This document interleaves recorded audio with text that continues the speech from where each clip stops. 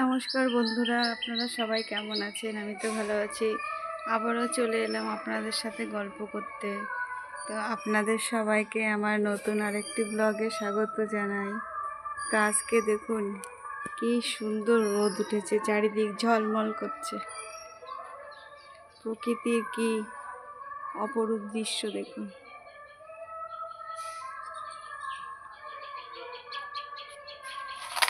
এখন তো প্রায় 11:30 12টা বাজে।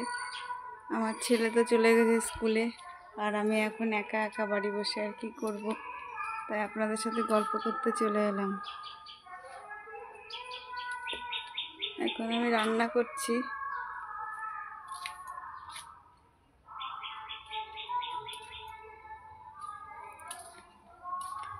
এই যে দেখুন, ভাত রান্না হয়ে গেছে। এই যে ভাত, আর এই যে সয়াবিন রান্না হচ্ছে। 2টো ডিম দিয়ে করছি, ছেলেকে দেব। আর একটা সবজি হয়েছে, এটা অন্ধকার, ওই সব কিছু দিয়ে যেটা আমি খাবো।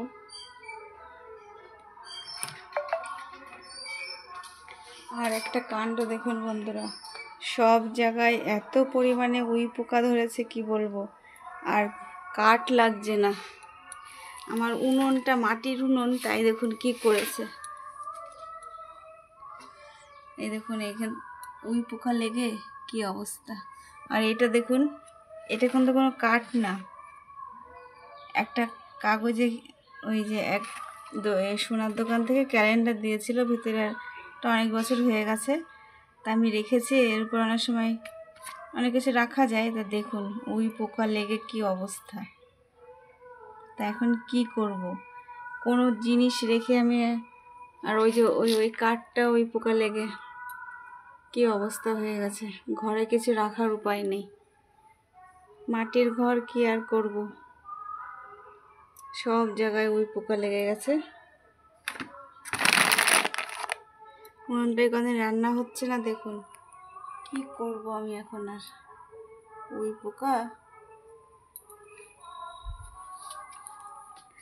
তো এই যে রান্না বান্না করছি আর আপনাদের সাথে গল্প করছি।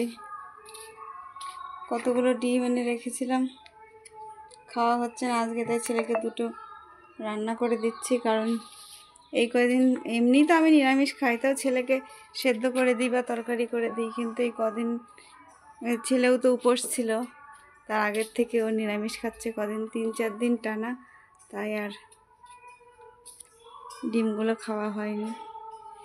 তো আজকে সত্যি এত রোদের তাপে, আর আমাদের তো টিনের ঘর, তো থাকাই যায় না।